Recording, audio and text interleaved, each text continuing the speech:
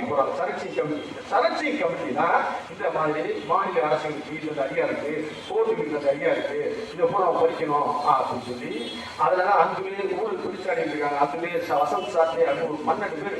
இந்த 12 பேர் என்ன சொல்றாங்களோ அன்னைக்கு அதான் சட்டங்க. இந்த 12 பேருக்கு தான் இந்த மாதிரி என்ன சொல்றாங்க. ஏன்னா இந்த அம்மா வந்து தேர்தலில் ஒரு மாறுபாடு தவறான இது பண்ணி தோன்று போகுது. அதுக்கு அன்றைக்கு இருந்த நீதித்துறை கண்டுபிடிச்சு இந்த அம்மாவுடைய பதவி வழங்குறதுக்கு சொல்லிட்டாங்க. தேர்தல் செல்லாட்டாங்க. தேர்தல் செல்லாதுன்னு சொல்றேன், கரெக்டாக பதவி வழங்கினாலும் அதுக்காகவே இருக்குது. இணையும் இந்திராவதி நாள சாதாரண இந்தியா தான் இந்திராவை பெருசு. இடையே வந்து ஒரு அலகாபாத்தில் இருக்க ஒரு உயர் நீதிமன்ற நீதிபதி எப்படி என்னை பதவி வழங்க சொல்ல முடியும்? இந்த நீதிபதிக்கு இவ்வளவு அதிகாரம் கொடுக்குது அப்படின்ற ஒரு உயரிய தீர்வு. அதன் அடிப்படையில் அதை அமைச்சது இது நீதித்துறை எங்க கண்ட்ரோல வரணும், மத்திய அரசு கண்ட்ரோல வரணும் அப்படின்னு சொல்லி அந்த இருந்தது. கல்வி மட்டும் இல்ல, இந்த அம்மா என்னென்ன நீதித்துறை கொண்டு வரணும், என்னென்ன கொண்டு வரணும், இந்தியாவில் இன்றைக்கு இருக்கக்கூடிய அனைத்து உரிமைகளையும் மாநில அரசு பறிக்கிறது 1948 அவர் தலைமையில் ஒரு கமிட்டி போடுறாங்க. அந்த கமிட்டி என்ன செய்யுதுன்னா இந்த எஜுகேஷன் இன்றைக்கு நம்ம படிக்கிற படிக்கிற திட்டம் இந்த 1, 2, 3, 4, 5, 6, 7, 8, 9, 10, 11, 12 அடுத்து கல்லூரி இந்த திட்டத்தை கொண்டு வந்து லட்சுமி அந்த குழு தான். அந்த லட்சுமி குழு அன்றைக்கே என்ன செய்யுதுன்னா பள்ளி கல்வியில் முதல் 5 ஆண்டுகள் வந்து தாய்மொழி வழி கல்வி அது அப்படின்னு சொல்லிட்டு 2வது மொழியாக தாய்மொழி அல்லது ஹிந்தி பேசாத நேரத்தில் வந்து வேற மொழி அப்படின்னு சொல்லி முதல்ல 1938 கொடுத்தாங்க. இந்த அம்மா வந்து என்ன பண்ணிட்டு 71 கண்காட்சியில மாற்றதுக்கு அப்புறம் இன்றைக்கு நம்ம ஒன்றுமே செய்ய முடியல. இது கூடுதல் நல்லா தெளிவாக புரிஞ்சுக்கணும். என்னன்னா என்ன வேணா அந்த அம்மா மத்திய செய்ய முடியும் அப்படின்றதுக்கான வித்தை போட்டது இந்திரா காந்தி அம்மையார். ஆனா அந்த வித்தை அதுக்கான இதை வந்து தொடை தெரிய ஓரளவு முயற்சி பண்ண மொரார்ஜி தேசாய். ஆனா அந்த மொரார்ஜி தேசாய் திட்டத்தை பாராளுமன்ற உறுப்பினர்கள் ஏற்றுக்கொண்டாலும் ராஜ்யசபை உறுப்பினர்கள் ஏற்றுக்கல. அந்த இன்னொரு சிக்கல் எனக்கு வந்து பார்த்தீங்கன்னா அது இன்னும் நம்ம தெரியல. 18 ராஜ்யசபை உறுப்பினர் தமிழ்நாட்டில் போயிருக்காங்க. அந்த 18 ராஜ்யசபை உறுப்பினர்கள் எந்த நிலை எடுத்தாங்க தெரியல. ஏன்னா ஒவ்வொருத்தரும் கேட்டாங்க, ஒவ்வொரு எம்பி பழைய எம்பிக்கிட்ட போய் கேட்டு பார்த்தா எனக்கு தெரியலன்றாங்க. அது எந்த நிலை எடுத்திருக்காங்க தெரியல. தமிழ்நாடு அரசு கல்வி பாடத்திட்டங்கள் தான் தேர்ந்தெடுத்து ஒரு குழுவை தேர்ந்தெடுத்து அதை பண்ணிட்டு இருந்துச்சுங்க. இப்ப இவங்க என்ன சொல்றாங்க, அந்த புதிய கல்வி திட்டத்தை 2024 அதாவது சுதந்திர இந்தியாவுக்கு இது வந்து 8வது கமிஷன். இந்த 8வது கமிஷன் என்ன சொல்லுங்க, பயங்கரமா ஒன்று சொல்லுது. என்ன சொல்லுங்க, இந்த எந்த பாடத்தை படிக்க வேண்டும் என்பதை கூட டெல்லி தான் தீர்மானிக்கிறாங்க. உலகெங்கும் வாழும் உறவுகளுக்கு வணக்கம்.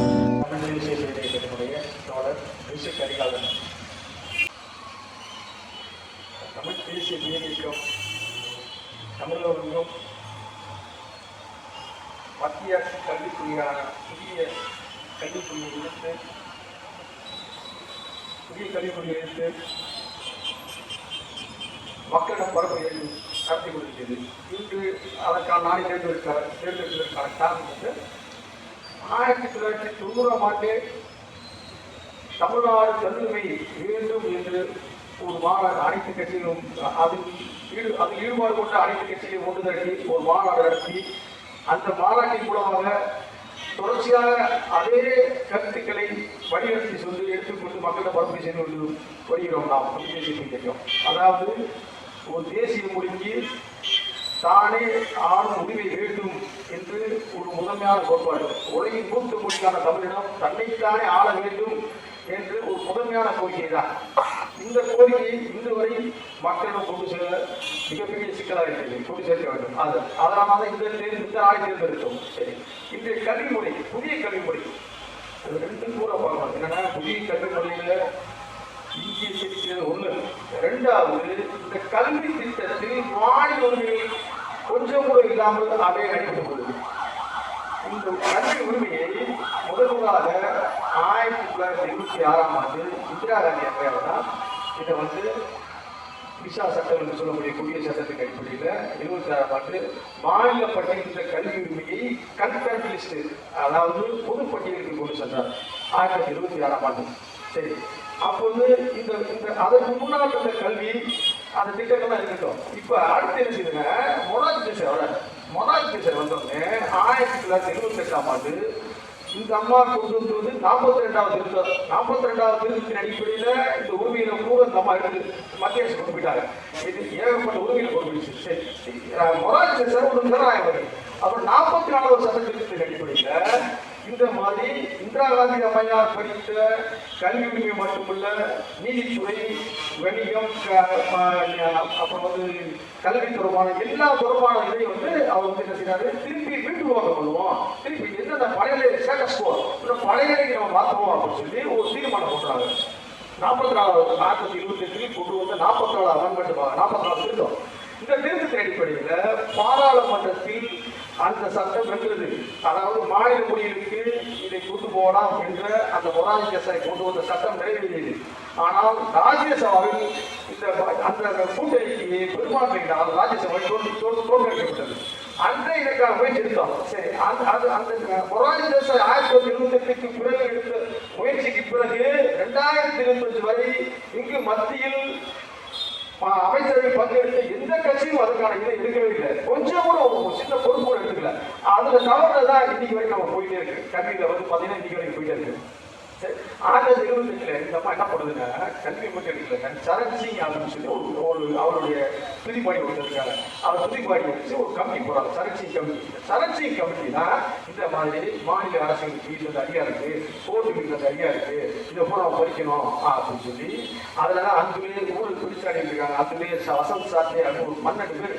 இந்த 12 பேர் என்ன சொல்றாங்களோ அன்னைக்கு அதான் சட்டங்க. இந்த 12 பேர் தான் இந்த மாதிரி என்ன சொல்றாங்க. ஏன்னா இந்த அம்மா தேர்தலில் ஒரு மாறுபாடு தவறான இது பண்ணி தோன்று போகுது. அதுக்கு அன்றைக்கு இருந்த நீதித்துறை கண்டுபிடிச்சு இந்த அம்மாவுடைய பதவி வழங்குறதுக்கு சொல்லிட்டாங்க. தேர்தல் செல்லாட்டாங்க. தேர்தல் செல்லாதுன்னு சொல்றேன், கரெக்டாக பதவி வழங்கினாலும் அதுக்காகவே இருக்குது. இணையும் இந்திரா காந்தி நாம சாதாரண இந்தியா தான் இந்திராவை பெருசு.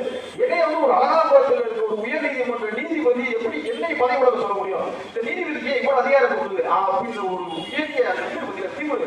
அதன் அடிப்படையில் அதை அமைச்சது இது நீதித்துறை எங்க கண்ட்ரோல வரணும், மத்திய அரசு கண்ட்ரோல வரணும் அப்படின்னு சொல்லி அந்த இருந்தது. கல்வி மட்டும் இல்ல, இந்த அம்மா என்னென்ன நீதித்துறை கொண்டு வரணும், என்னென்ன கொண்டு வரணும், இந்தியாவில் இன்றைக்கு இருக்கக்கூடிய அனைத்து உரிமைகளையும் மாநில அரசு பறித்தது 1948 திருத்தம் தான். இந்த திருத்தத்தை ஓரளவுக்கு சரி செய்தது 19 திருத்தம் அடிப்படை.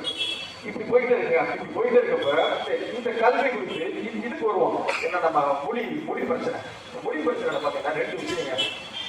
ஒன்று 1938 நடந்த மொழிப்போர். இந்த 1938 மொழிப்போர் கல்வியில் இந்தி மொழியை விதித்தது. 1965 மொழிப்போர் 1965 மொழிப்போர் ஆட்சி அதிகாரத்துக்கு இந்தியை விதித்தது. இந்த 2 வித்தியாசம் தெரிஞ்சுக்கணும். அப்பதான் ஒரு தெளிவான பாடம் கொடுக்குது. இந்த 1938 கல்வி இந்தி விதித்ததுக்கான காரணம் என்ன விஷயம் அப்படின்னா, அகில இந்திய அளவில் காங்கிரஸ் கம்பெனி ஒரு பாடிட்டே இருக்கப்ப அனைத்து மக்களுக்குமான ஒரு அமைப்பை காட்டப்படுங்க. அன்றைக்கு இருந்த காங்கிரஸ் பலம் பெருசா பலம் இல்லை. அதனால என்ன செய்யறாங்கன்னா, அந்த மாநில மொழியில் இருக்கிற அதிகாரிகள், மாநில மொழிகளுக்கு தலைவர்களை வென்றெடுக்கணும் அப்படின்னா மாநிலத்தின் அடிப்படையில் ஒவ்வொரு காங்கிரஸ் கமிட்டி அமைக்கணும், அவங்களுக்கு உரிமை கொடுக்கணும் அப்படின்னு சொல்லி தான் அவங்க என்ன பண்றாங்க, மொழி வழியா மாநிலம் பிரிக்கணும். அப்போ ஒரு பிரச்சனை ஓடிட்டே இருக்கு. அப்ப அதுக்கான போராட்டம் நிறைய நடந்துகிட்டே இருக்கு, உட்கட்சி நடந்துட்டு இருக்கு. இது காந்தி என்ன செய்யறாருன்னா, இப்படியே விட்டுட்டோம்னா நாளைக்கு சிக்கலாயிரும். இதுக்கு என்ன செய்யணும் அப்படின்னா, விடுதலையடைந்த இந்தியாவில் ஒரே மொழியா இருந்தாதான் நாம் உறுதியாக ஒரு இந்தியா உருவாக்க முடியும் என்று அவர் ஒரு பகல் கனவு கண்டார். அந்த பகல் கனவை செயலாக்கும் விதமாக தான் 1916ஆம் ஆண்டு தக்ஷின் பாரத் ஹிந்தி பிரச்சார சபா என்ற ஒரு சபை உருவாக்கினார். 1916 அந்த 16 என்ன சொல்றாரு அப்படின்னா, இந்தியா மக்களுக்குள்ள ஒரு ஒற்றுமை ஏற்படுத்துவதற்காக நாம் இந்தி பேசாத மக்கள் பழகுவோம் அப்படின்றாரு. அப்படி எந்தெந்த மாநிலத்தை சொல்றாருன்னா, தென்னிந்திய மாநிலங்கள் தமிழ்நாடு, கேரளா, ஆந்திர பிரதேஷ், கர்நாடகா கூட சொல்றாரு. சரி, அப்ப நீங்க தமிழ் இப்படி ஒற்றுமை நிறுவுறீங்க. அப்ப அந்த பக்கம் என்ன நிறுவுறீங்க? ஹிந்தி பேசுற மக்கள் மத்தியில ஏதாவது தமிழை கொண்டு போனீங்களா, இல்ல தெலுங்கு கொண்டு போல, உருது கொண்டு போய் எதுவுமே கொண்டு போனீங்க. அப்ப நாம தான் 3ஆவது மொழியை கற்றுக்கணும் அப்படின்னு சொல்லி காந்தி போட்ட தீர்மானத்தின் அடிப்படையில் தான் 1938 என்ன செய்வாங்கன்னா, இது மாதிரி ஆட்சி ஏன்னா 30 காங்கிரஸ் ஆட்சிக்கு வருது. அதுக்கு முன்னாடி நீதி கட்சி தான் ஆண்டு இருக்காங்க. ஏன்னா அவங்க தேர்தல் நிக்கல, தேர்தல் நிக்காதனால தேர்தல் முதல் தேர்தல் நிக்கிறாங்க. 2 ஜெயிச்செல்லாம் வரப்ப இந்த அந்த அகில இந்திய காங்கிரஸ் கமிட்டியின் தீர்மானத்தை அப்படியே ஏற்றிட்டு தமிழ்நாடு காங்கிரஸ் கமிட்டி அன்றைக்கு இருந்த ராஜாஜி முதல் 156 பள்ளிகளை இந்தியை கொண்டு வராரு. அப்போ எப்படி எழுச்சி வச்சு அதுலதான் நடராஜன் சாரமுத்து போன்ற அறிஞர்லாம் பெரிய போராடிகள்லாம் உயிர் விட்டு திருப்பி உலகம் வழி நம்ம லேசா திட்டுவாங்க. இது வந்து மொழிப்போர் குறித்து, இது வந்து கல்வி மொழி குறித்து. அப்ப 1965 நடந்துருக்கீங்களா அந்த போராட்டம் என்னன்னா, விடுதலை அடைந்த இந்திய தேசியத்தில் இந்தி மொழிதான் ஆட்சி மொழியாக இருக்க வேண்டும் என்று பேசிய பொழுது அந்த இடத்துல மிகப்பெரிய சிக்கல்ல எல்லாம் இருந்தப்ப, சரி ஒரு 15 ஆண்டுகள் நம்ம வந்து ஒரு விருது வளர்த்து கொடுப்போம். இந்த 15 ஆண்டுகளில் இந்தி பேசாத மாநிலத்தில் உள்ள மக்கள் கூட இந்தியை பழகிடுங்க, பழகிட்டு அப்புறம் இந்திக்கு நீங்க வந்துருங்க, அப்ப இந்தி ஆட்சி மொழின்னு சொல்லி அந்த நேரு கொடுத்த உறுதிமொழி பார்த்தீங்கன்னா, அந்த மொழிப்படி 15 வருஷம் முடிய போகுது 1965. அப்ப 1965 இந்த நேரு இந்த வேலையை ஆரம்பிச்சிடாரு, ஆட்சி மொழின்னு அந்த பிரச்சனை இந்தியை கொண்டு வந்தாங்க. அப்பதான் மாணவர்களுக்கு மிகப்பெரிய எழுச்சி நடந்துச்சு. இந்த எழுச்சியின் அடிப்படையில் தான் திராவிட முன்னேற்ற கழகம் வந்து ஆட்சி அமைச்சு அவங்க என்ன பண்றாங்க தெரியுமா, இந்த வந்து கல்வியில மும்மொழி கொள்கை அப்புறம் அது முன்னாடி வரைக்கும் இருக்காங்க. ஏன்னா நீங்க பாத்தீங்கன்னா 1916 இன்னொன்று நம்ம சொல்லணும், இன்னைக்கு இருக்கிற மாதிரி புதிய கல்வி திட்டம் இருக்குன்னா, இந்த புதிய கல்வி திட்டம் இன்னைக்கு இப்ப வந்து நம்ம வந்து முன்னாடியே பார்க்கணும். முதல் கல்வி திட்டம் 1948 சர்வப்பள்ளி ராதாகிருஷ்ணன் அப்படின்னா அவர் தான் வந்து முதல் கல்வி கமிஷன் உருவாக்குறாரு. அந்த கல்வி கமிஷன் வந்து முதல் கல்வி கமிஷன் வந்து யூனிவர்சிட்டி கிராண்ட் கமிஷன், பல்கலைக்கழகங்களை எப்படி இந்தியா விடுதலை அடைந்த நாடு வந்து ஒரு கல்விக்காக ஒரு திட்டம் போடுறப்பதான் 1950 வந்து இது பற்றி சொல்றப்ப சர்வப்பள்ளி ராதாகிருஷ்ணன் தலைமையில வந்து ஒரு கமிட்டி போடுறப்ப அந்த கமிட்டி வந்து பல்கலைக்கழகங்கள் எப்படி நம்ம வழிநடத்தி சொல்லணும் அப்படின்னு சொன்னாங்க. அது வந்து முதல் கமிட்டி. அந்த 1952 இப்ப இருக்கார் லட்சுமண சாமி முதலியார் அவர் தலைமையில ஒரு கமிட்டி போடுறாங்க. அந்த கமிட்டி என்ன செய்யுதுன்னா, இந்த எஜுகேஷன் இன்றைக்கு நம்ம படிக்கிற பார்த்தீங்கன்னா திட்டம், இந்த 1 2 3 4 5 6 7 8 9 10 11 12 அடுத்து கல்லூரி, இந்த திட்டத்தை கொண்டு வந்து லட்சுமண முதலியார் அந்த குழு தான். அந்த லட்சுமண குழு அன்றைக்கே என்ன செய்யுதுன்னா, பள்ளி கல்வியில் முதல் 5 ஆண்டுகள் வந்து தாய்மொழி வழி கல்வி அது அப்படின்னு சொல்லிட்டு, 2வது மொழியாக தாய்மொழி அல்லது இந்தி பேசாத இடத்தில் வந்து வேற மொழி அப்படின்னு சொல்லி முதல்ல 1938 58 கொடுத்தாங்க. அடுத்து அப்படியே நீங்க அடுத்து பாத்தீங்கன்னா 10வது வகுப்புல பாத்தீங்கன்னா 6வது வகுப்பு மேல பாத்தீங்கன்னா 3 மொழி கொள்கை, அதே மும்மொழி கொள்கையை 52 லட்சம் கொண்டுட்டாங்க. அது அப்படியே இருக்கப்ப காங்கிரஸ் செஞ்சு அப்படி எடுத்து செஞ்சுக்கிட்டா இருக்கு. ஆனா அதுக்கு இந்த போராட்டம் இந்த 65 நடந்த போராட்டத்தின் மூலம் ஆட்சி அமைந்த திராவிட முன்னேற்ற கழக அண்ணாதுரை அவர்கள் என்ன செய்தாங்கன்னா, இந்த மாதிரி கல்வியில மும்மொழி திட்டத்தை வந்து மக்கள் ஏற்கப்படுறாங்க. ஏன்னா இது திருப்பி ஏன்னா அந்த உறுதிமொழியின் அடிப்படையில் தான் அவங்க வந்து வென்றெடுக்கப்படுறாங்க. அதனால அந்த உறுதிமொழியை அவங்க நிறைவேற்றும் விதமாக தமிழ்நாட்டில் மும்மொழி திட்டம் கிடையாது, இருமொழி திட்டம் தான் அப்படின்னு சொல்லிட்டு ஒரு இதை கொண்டுட்டாங்க. அது ஏன் அண்ணாதுரை கொண்டு வர முடிஞ்சிச்சு இப்ப முடியல அப்படின்னா, அண்ணாதுரை கொண்டு வர முடிஞ்சது என்ன காரணம்னா, அது ஸ்டேட் லிஸ்ட்ல இருந்துச்சு, மாநில கல்வி வளர்ச்சியில் இருந்துச்சு. அடுத்து இப்ப இந்த அம்மா வந்து என்ன பண்ணிச்சு 71 கண்காணிச்சுல மாற்றதுக்கு அப்புறம் இன்னைக்கு நம்ம ஒண்ணுமே செய்ய முடியல. இது கூடுதல் நல்லா தெளிவா புரிஞ்சுக்கணும். என்னன்னா என்ன வேணா அந்த அம்மா மத்திய செய்ய முடியும் அப்படின்றதுக்கான வித்தை போட்டது இந்திரா காந்தி அம்மையார். ஆனா அந்த வித்தை அதுக்கான இதை வந்து தொடக்கி தெரிய உறவு முயற்சி பண்ண முராஜி தேசாய். ஆனா அந்த முராஜி தேசாய் திட்டத்தை பாராளுமன்ற உறுப்பினர்கள் ஏற்றுக்கொண்டாலும் ராஜ்யசபை உறுப்பினர்கள் ஏற்றுக்கல. அந்த இன்னொரு சிக்கல் எனக்கு என்ன பார்த்தீங்கன்னா, அது இன்னும் நம்ம தெரியல 18 ராஜ்யசபா உறுப்பினர் தமிழ்நாட்டில் போயிருக்காங்க. அந்த 18 ராஜ்யசபா உறுப்பினர்கள் எந்த நிலையை எடுத்தாங்க தெரியல. ஏன்னா ஒவ்வொருத்தரும் கேட்டாங்க, ஒவ்வொரு எம்பி பழைய எம்பிக்கிட்ட போய் கேட்டு பார்த்தா எனக்கு தெரியலன்றாங்க. அது எந்த நிலையை எடுத்திருக்காங்க தெரியல. தெரிஞ்சு அன்றைக்கு நம்ம அம்பலம் பண்ணி போயிருவாங்க. ஏன்னா அன்றைக்கு வந்து திராவிட முன்னேற்ற கழகம், அண்ணா திராவிட முன்னேற்ற கழகம், காங்கிரஸ் 3 பேருமே அங்க 18 ஊர்ல இருக்காங்க. அந்த 18 ஊர்ல 3 பேரும் திமுக எடுத்தது இவங்க என்ன எடுத்தாலும் தெரியல. சரி அப்புறம் அது ஆனா இந்த நிலையை எடுத்ததனால் 1922 மத்திய அரசுக்கு கண்காணிச்சு போனதாலதான் இன்றைக்கு வரைக்கும் நம்ம வந்து எதையும் பண்ண முடியல. நாம் நம்ம கோரிக்கையாக இதை வைத்து இருக்கும்போது அடுத்து இதை மீட்டு ஒரு பிரச்சனை நடக்குது. இந்த பிரச்சனை வெளியே வந்து என்ன செய்யணும்? 2 வழியாக இருக்கு. ஒன்று வந்து இந்த மாநில மொழி பட்டியலுக்கு கல்வி மாற்றணும். மாநில மொழி கல்வி பட்டியலை மாற்றியாச்சுன்னா ஹிந்தி திணிக்க முடியாது. ஏன்னா நீங்க நினைக்கிறாங்க ஹிந்தி நாங்கள் திணிக்கல, ஹிந்தி வந்து நாங்கள் வந்து ஹிந்தி சொல்லவில்லை, மாநில மொழி ஏதாவது ஒரு இந்தியாவில் ஏதாவது ஒரு மாநில மொழி நான் படிக்க சொல்றோம் அப்படின்னு. சரி இந்தியாவில் ஏதாவது ஒரு மாநில மொழி படிக்க சொல்லணும்னா நம்ம கல்வியில் இருக்க நம்ம குழந்தைங்க நினைக்கிறீங்க குஜராத்தியோ இல்லை போஜ்பூரியோ இல்லை வங்காளியோ படிக்கும் போது ஏன்னா பரிசை ஏதாவது ஹிந்தி தான் படிக்க போகுது. நீங்க மறைமுகமா அதுக்கான வாத்தியார்கள் ருசிக்காங்க. சரி ஒன்றும் இல்லை, நீங்க ருசியாக்குங்க புதிய கல்வி சொன்னாங்க. தமிழ்நாட்டில் இந்திய மொழியில் ஏதாவது ஒரு மொழியை படிச்சுக்கணும், இந்தியா சொல்லவே இல்லையா இருந்தா சரி இந்தியாவில் கோச்சு போய் எடுத்து ஒரு நீ என்ன செய்வ, அது பார்த்து வச்சுக்கீங்களா? ஹிந்தி தானே நீ வார்த்தை போக. அதனால இது வந்து தவறானது. மறைமுகமாக இந்தி திணிப்பதற்கான நோக்கம் தான் இது. நீங்க காங்கிரஸ் எல்லாத்தையுமே பாஜக இருக்குங்க. ஆனா இந்த தேசிய உரிமை மாநில உரிமையை பறிக்கக்கூடிய எல்லாமே இவனும் பாஜகவும் சரி காங்கிரஸ் ரெண்டுமே ஒரே தான். இதுல வந்து நாம் வந்து எந்த விதமான எதிர்க்க முடியாது. பாஜக இன்றைக்கு ஒருபடி கூடிய போது என்ன செஞ்சுங்க, நீங்க 61 நடந்த முதலமைச்சர் மாநாட்டில் முதலாக மும்மொழி கொள்கை ஏற்றுக்கொண்ட தமிழ்நாடு உட்பட அனைத்து மாநிலங்களையும் சொல்றவங்க என்ன சொல்றாங்க, 61 சொல்றாங்க. என்ன சொல்றாங்க, இந்த மாதிரி மும்மொழி திட்டத்தை ஏற்பிக்காத மாநிலத்துக்கு தண்டம் விதிக்கப்படுறான். தண்டம் அப்படின்னா அபராதம் விதிக்கப்படுறான் 61. ஆனா தண்டம் விதிக்கப்படும் சொல்லிட்டு தண்டம் பெருசு விதிக்கிறாங்க. ஏன்னா அது மாதிரி ஏற்றுட்டாங்க. அதுக்கப்புறம் அது விஷயம். ஆனா இன்றைக்கு தண்டம் கூட வரைய தர உரிமைத்துறை தர மறுத்து ஒருபடி மேலே போயிருக்கு மோடி அரசு.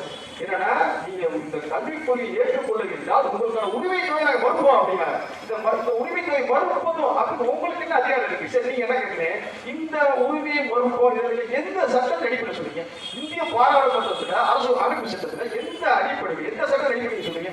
கண்கரண்ட் லிஸ்ட்ல இருந்ததுல நீங்க சொல்லலாம். கண்கரண்ட் லிஸ்ட்ல பொதுப்பட்டியல வந்து மாநில பட்டியல் மாநில பட்டியலுக்கும் பொதுப்பட்டியலுக்கும் ஒரு பிரச்சனை. ஒரே துறையில வெவ்வேறு விதமா சட்டம் ஏற்றினா அது மாநில அரசு ஒரு சட்டம் எடுத்து கல்வி வச்சுக்கோனேன். இதே கல்வியில மும்மொழி கொள்கை ஆனா 2 மொழி கொள்கை தான் வேணும் அப்படின்னு சொல்லி தமிழ்நாடு பாராளுமன்றத்தில் நாளைக்கு ஸ்டாலின் சட்டம் ஏற்றுறாரு அப்படின்னா இது அவங்க வந்து நீங்க வந்து டெல்லி மும்மொழி கொள்கை வேணும் அப்படின்னா இது ரெண்டுக்கு நடுவில் பிரச்சனை வந்துச்சுன்னா மத்திய அரசு இது சொல்றதா சரி அப்படின்னு சொல்லி தான் சொல்லுதே தவிர இந்த கட்டளை சொல்லுறத விட இதை ஏற்றுக்கொண்டாத மாநிலத்தை தண்டம் விதிக்க முடியும். எந்த இடத்துல எதுவுமே சொல்லவே இல்லைங்க. எப்படி தண்டம் விதிக்க முடியும்? எப்படி ஒரு ஜனநாயக அரசு மாதிரி இல்லையே. சரி இப்ப நீங்க ஸ்டாலின் செய்தாரோ இல்லையோ அது அதே மாதிரி செய்வோம். இது நீங்க எப்படி ஜனநாயகத்தில் எந்த அரசியல் சட்டத்தில் எந்த உறுப்புலையும் இல்லாத நீங்க உரிமை கல்வி உரிமை மறுக்கிறீங்க. நீங்க அதே மாதிரி இங்க வந்து நாங்க வரிமுறை இயக்கம் எடுத்து நாங்க தமிழ்நாடு அரசு செய்யாது. ஒருவேளை செஞ்சா என்ன செய்வீங்க? எந்த அடிப்படையில் நீங்க செய்ய சொல்ல முடியுமா? நீங்க எந்த அடிப்படையில் நீங்க இந்திய அரசியல் சட்டத்தில் இல்லாத செய்யறப்ப நாங்க செய்யணும் செய்வோங்க. அடுத்த அப்ப நாம் அடுத்த கட்டத்துக்கு இந்த மக்களை தயார்படுத்த விடுவாங்க.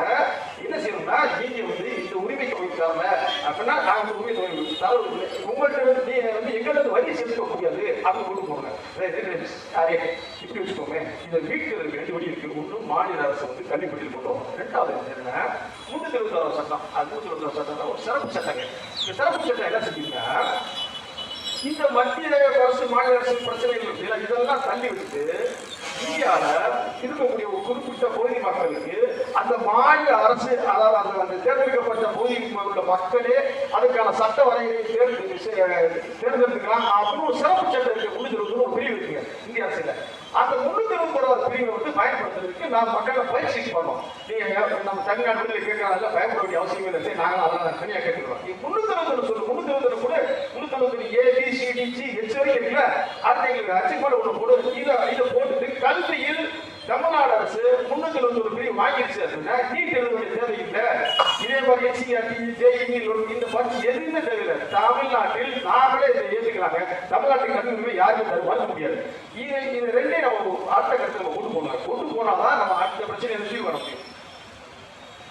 இப்ப இது ஒரு சில பேசி முடிச்சுக்கோம். என்னன்னா தமிழ்நாடு கட்சி என்ன சொல்றாங்க, இந்த மும்மொழி கொள்கையில ஏற்றுக்கிட்டீங்கன்னா உங்களுக்கு வந்து இவ்வளவு இருக்கு. ஏன்னா 3வது 5வது 8வது 10வது 12வது இந்த மாதிரி தேர்வுலாம் வைக்கிறாங்க. இந்த தேர்வை வந்து ஸ்கூலுக்குள்ளே வச்சு நடத்துக்கீங்க. நீங்க வந்து பெருசாக நடத்த மாட்டோம். பெருசாக நீங்க வந்து என்ன படிச்ச பொது தேர்வு கிடையாது. பள்ளிக்குள்ளே நீங்க தேர்வு எடுக்கிறீங்களா? அதனால நீங்க பயப்பட வேண்டிய அவசியம் கிடையாது அப்படின்னு சொல்றாங்க. இது தவறான வாதங்க. ஏன்னா இந்த பாடத்திட்டங்களை இதுவரை தமிழ்நாடு அரசு கல்வி பாடத்திட்டங்கள் தான் தேர்ந்தெடுத்து ஒரு குழுவை தேர்ந்தெடுத்து அதை பண்ணிட்டு இருந்துச்சுங்க. இப்போ இவங்க என்ன சொல்றாங்க, அந்த புதிய கல்வி திட்டத்தை 2024 அதாவது சொல்றது இது வந்து 8வது கமிஷன். இந்த 8வது கமிஷன் என்ன சொல்லுது, பயங்கரமா ஒன்று சொல்லுது. என்ன சொல்லுது, இந்த எந்த பாடத்தை நீ படிக்க வேண்டும் என்பதை கூட டெல்லி தான் தீர்மானிக்கிறாங்க. இப்ப நீங்க தமிழ்நாட்டில் நம்ம யூனியன் படிச்சுட்டு இருந்த காமராஜர், இங்க நம்ம வந்து மாப்போசி, இவங்க நீங்க 7வது 8வது படிக்கிற பிள்ளைகள் பூராமே இங்க முத்துராமலிங்க தேவர், இந்த பூராமே நம்ம பகுதியில் வந்த சுதந்திர குடிகாத்த குமரன், இது வந்து நம்ம பகுதியில் வாழ்ந்த இந்திய தேசிய போராளி அப்படின்னு சொல்லி வச்சுக்கலாம், எப்படி சுதந்திர போராளி இவங்க போனதான் படிச்சுட்டு இருக்கோம். ஆனா நீங்க அங்க பயிற்சி இருக்குங்க, யாருமே தெரியுது, எல்லாத்தையும் மறைச்சுவாங்க. அவங்க ஒரு வரலாறு சொல்லுவாங்க, அந்த வரலாற்றை நாம் ஏற்றுக்கொண்டு விடும். அதே மாதிரி இப்ப இங்க நீங்க பாடுறது படிச்சு முடிச்சோடனே இந்த தமிழ்நாடு அரசு தேர்வு வைக்கிறீங்களா, அந்த தேர்வு கூட தமிழ்நாடு அரசு துறை தான் நடத்துது, தேர்வு துறை நடத்துது. ஆனா அங்க பராக்கான ஒரு அமைப்பு உருவாக்கிருக்காங்க, அந்த அந்த துறை தான் தேர்வே நடத்தும். அந்த பராக்கால நீங்க சேரணும்னா, இந்த பராக்கா தேர்வு நீங்க வெற்றி பெறணும் அப்படின்னா அவன் சொன்ன பாடத்திட்டத்தில் அப்படி என்னென்ன மதிப்பெல்லாம் நீங்க எடுத்து இந்த கூறுல நிறைவேற்றிக்கணும்.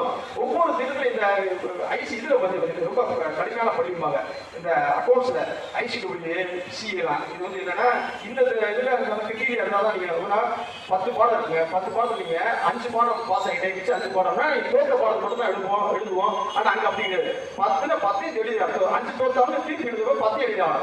அந்த மாதிரி புது கிட்டீரியா கொடுத்துட்டே இருப்பான். இதெல்லாம் நான் வந்து தேவையில்லாமல் நம்ம குழந்தைகளுக்கு 3ஆவது மொழி இந்த சுமைகளை நம்ம வந்து கட்டாயம் வெளியே வரணும். இதுக்கு வந்து ஒரே வழி தமிழ் தேசிய விடுதலை பின்னாடி வச்சிருந்தாலும் இப்போதைக்கு வந்து 321வது சட்டத்தை பயன்படுத்தணும். 2வது மாநில அரசு இதை மாநில அரசு பிரிவுக்கு கல்வி கொண்டு வரணும். இந்த ரெண்டையும் வந்து பொதுமக்களுக்கு பேசி விழிப்புணர்வு. நன்றி.